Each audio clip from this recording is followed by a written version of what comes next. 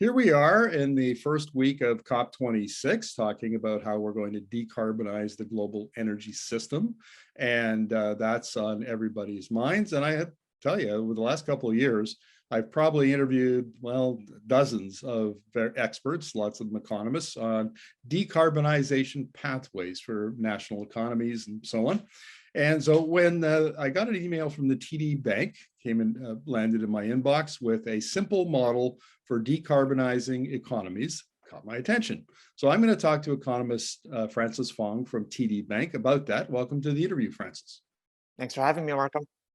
Well, look, this is really interesting, and I think it goes a long way towards providing a conceptual framework so that the average person who isn't immersed in this can understand it.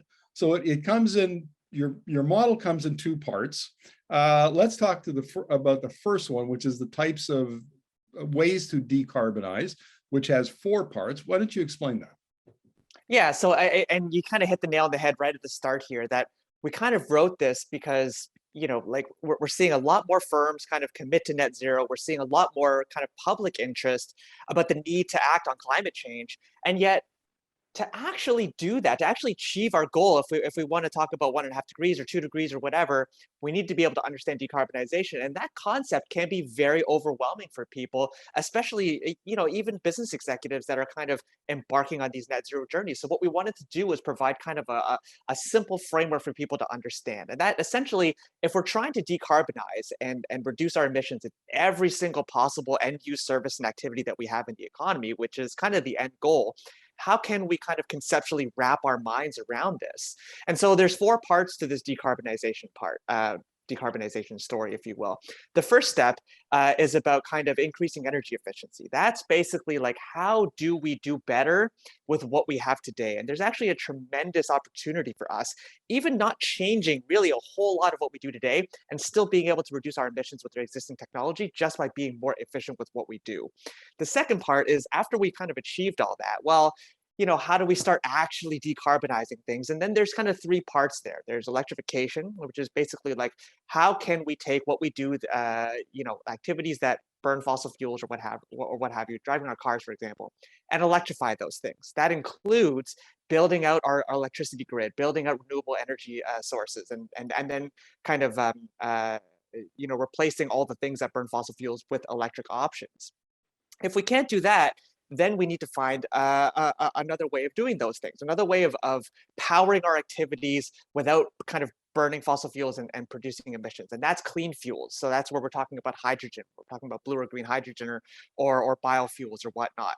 If you can't even do that, and there's actually quite a lot of sectors, as you are well aware, hard to abate sectors like aviation and cement and things like that, where you simply can't there's no kind of alternative option for electrifying or using a clean fuel, then you have to carbon capture. So basically, what are the technological options for us to be able to remove emissions kind of physically? So those are kind of the four parts of the framework. Excellent. Okay, so now we're going to talk about the four enabling factors that support decarbonization. So why don't you explain those? Yeah, so basically it's like, okay, if we want to talk about all those different things, we want to talk about electrification, we want to talk about clean fuels and carbon capture and energy efficiency and all these things, how do we actually make those happen? And so the enabling factors are really around, like, how do we make that actually happen, and what do we need to make that happen? And so there's kind of four elements to that. There's essentially the technological option. There's basically like, how do we develop the new technology? There's infrastructure, and then there's kind of the policies and incentives. Those are the last two, and changing behaviors about how do we actually kind of physically make that happen. A good example here is electric cars, transportation, a huge portion, like road transportation in particular, a huge portion of our global emissions, and here in Canada, a really significant share. We have an existing technological option to do that, battery electric vehicles, but to actually make that happen, one, we still need to kind of reduce the price of electric cars. A lot of people, a lot of surveys out there basically say that people don't want to switch because it's still a lot more expensive than the gas-powered versions of what they can buy today. But even in addition to that, like, we still need to build out a charging network if electric vehicles are going to be competitive with gas-powered vehicles or ICE vehicles, internal combustion engine vehicles. And then, like, how do we kind of change behaviors in buying those cars? So all of these factors are going to be important in enabling this transition. Well, I'm glad you brought up electric vehicles because let's use that as an example. I'm talking now to a bank economist, right? And a lot of this comes down to who's going to pay and what price and can they get financing? And how are we going to finance decarbonization? I mean, that's actually today the big topic on the agenda at COP26. They've got all the, the Mark Carneys and the BlackRock funds are over there talking about this very topic. So let's talk about electric vehicles. When you say electric vehicles are expensive, they actually aren't. On a cost per kilometer basis, it's cheaper to run a electric vehicle than it is an internal combustion engine vehicle, but the sticker price, the capital cost, That's right. Capital cost is higher, operational cost is lower. What about banks coming forward and saying, you know what, we're going to bring down the cost, monthly cost of your capital expenditure by financing it longer, so that you can enjoy the lower operational cost. What about those kind of innovations? I don't think we're doing enough of those. And but let's put the bank on the hot seat. Why aren't we doing them? Why aren't banks doing it, for instance? Yeah, it's a great question. Honestly, I think there's probably two ways I'll approach that question. The first is kind of, and this is probably not a good kind of excuse, if you will.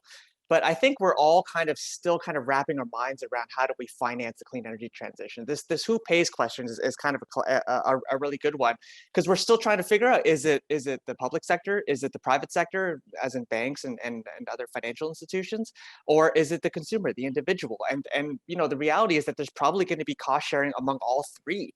So at COP there's a huge discussion around reaching $100 trillion in financing for the clean energy transition, support for LDC, like least developed countries, and helping fund their clean energy transitions.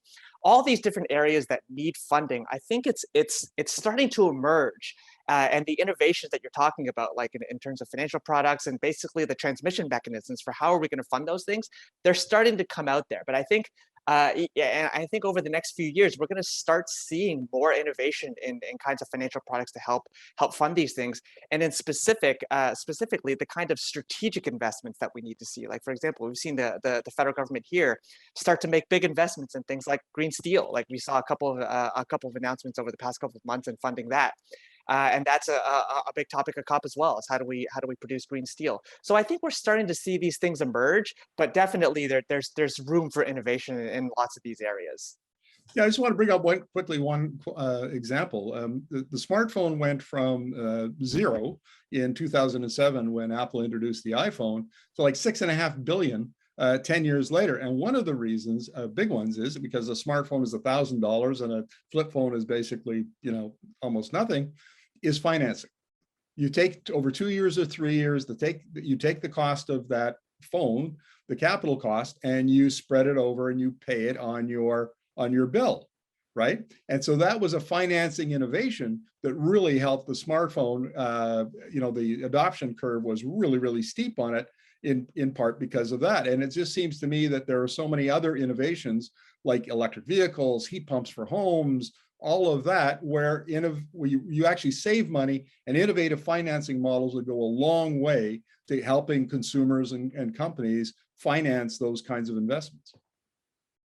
Yeah, no, I agree. I will challenge that though a little bit in that, and I'm glad you brought up the smartphone, tablet, or whatever digital technology piece, because we've seen a tremendous rapid transformation of our kind of ecosystem, if you will, really just within the last 10 years. And it goes to show you that if the product is right and the financing options are right, if all the kind of pieces come together, we could see very rapid transformation just within a decade or a little more than that. So I think that's kind of drives home the point that there's a really good opportunity here for us to drive the clean energy transition forward. But I will add that one of the things about the smartphone is that it really fundamentally changed how we do things, and in that having a smartphone, you were dramatically better off in that you had essentially a computer in your hand that was the size of your palm, and you could have it on demand at any time. And I think that's where, again, if we're going back to electric vehicles, that's where the conversation also needs to go. It's a combination of how do we make the technology better, And also, how do we kind of innovate on the financing side to kind of bring down that sticker shock cost? And I think there's a lot of different pathways to that. Like, for example, like, we're talking about solid state batteries. Like, all the OEMs are now working on solid state batteries, and that could increase the charging speed, a dramatic increase in range, and where you could potentially be in a situation where battery electric vehicles are far superior to ICE vehicles. And in that instance, that's a no-brainer. Like, the innovative financing part, which is going to be critical, is just kind of the cherry on the top to a product that already people will want to replace their existing gas-powered vehicle with. I agree with that. And I think the point here is that lower cost is not the only reason that people adopt new technologies, it's value. With the smartphone, you essentially have a computer in your pocket. Instead of doing 6 things, which you could do with the flip phone, you can do 6,000 things. It now becomes a tool, a high value tool. And the only question now is, how do I want the thing? How do I pay for it? So this has been a very interesting discussion, Francis, and I agree with you on a lot of this, and we're grappling with how to do these things, and we haven't arrived at the conclusion for a lot of them.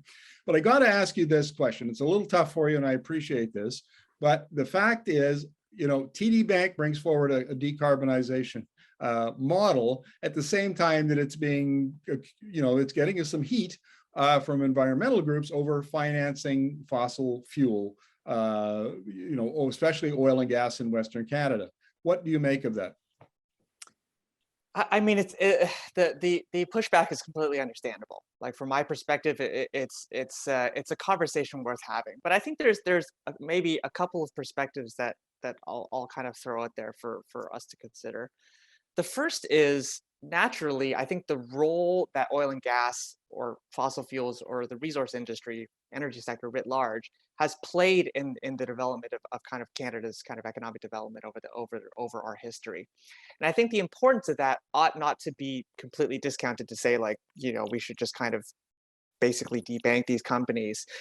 Because I think the other perspective here, and kind of adding to that, is I always characterize the clean energy transition as a possible spectrum of outcomes at every possible node. Like, for example, if we're talking about the rate to which we electrify things versus the usage of clean fuels and carbon capture, there's a possible spectrum of opportunities. We could go 100% electrification, or in a really extreme case, we have zero electrification and we carbon capture all of our emissions. Those are obviously very extreme cases, but it's a possible spectrum of outcomes. And within each of those nodes, like, let's say it's like 70-20 electrification is the one we actually ultimately end up with. Well, then there's a spectrum of opportunities there about how we actually produce that kind of electricity demand versus clean fuels demand, and things of that nature. Within that, I think there's another spectrum of possible opportunities of who's actually producing those things.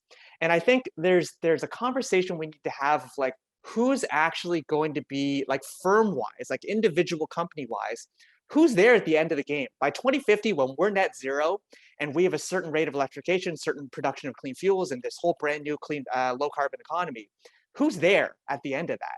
And I think there's a strong possibility that the incumbents in the energy sector writ large, the energy majors, the ones we have today, it's still possible that they exist in some different form down the line. If anything, they might be in a better position to help fund that clean energy transition because they have the balance sheets to actually make it happen. So for us to basically say that these companies ought to be just out of the picture, I think maybe discounts the possibility of what the ultimate opportunity is at the end of the day. So, I think it's a really tough conversation to have, to basically say, like, fossil fuels, they might still play a role. We don't really know what's going to happen at the end of the day, but I think we also need to keep our options open as well. Okay, just to wrap up that part of the conversation, Francis, I actually agree with you. I've written columns about the, you see the European oil majors already making that transition, the Shells, the Equinors, and BP, and so on. Canada's been slower, but Suncor in Canada is the leader here and is investing in all sorts of low carbon businesses. Okay, fair enough. I think the question is, the finance community writ large is emerging as a major influencer in where we go with the low carbon, the energy transition, the low carbon economy. And I'm putting you on the spot again, but are we seeing a change in the Canadian financial community to go, aha, we need to get on board this train in a bigger way and influence the transition to low carbon? Yeah, I would definitely say that's happening. Kind of, all the large banks now have made their net zero by 2050 commitments, but I think underneath the surface, maybe the kind of narrative that people aren't seeing is the level of action that's being taken, within the banks to actually make this happen. I think one of the insights maybe I can share is the conversation we have about climate change is always like we need stronger commitments, we need governments to do this, we need this, and we need this, and we need this. But often what we don't see is who's actually making all of that happen, who's kind of furthering the technologies that are actually going to make the clean energy transition happen, who's actually making the functional steps to decarbonize, let's say, the oil and gas industry. And I think the banks are central to that, and that we have a really strong role to play in this conversation with our kind of carbon intensive partners and clients and our relationships to actually start talking about like how we're going to decarbonize. And so, you're starting to see actions come out in the oil patch, for example. Like there's the oil sands pathway to net zero initiative that, as you pointed out, Suncor's leading along with Imperial, CNR, and a few other Synovus, I think, and another one of the majors. And so we're starting to see those actions, and I think it's all part of that conversation. So the financial institutions have a really strong role to play here, and I'd say we're quite active in that space in order to start having that conversation. Well, Francis, this has been a fascinating conversation. Thank you very much. Really appreciate your insights. Thanks again for having me, Markham.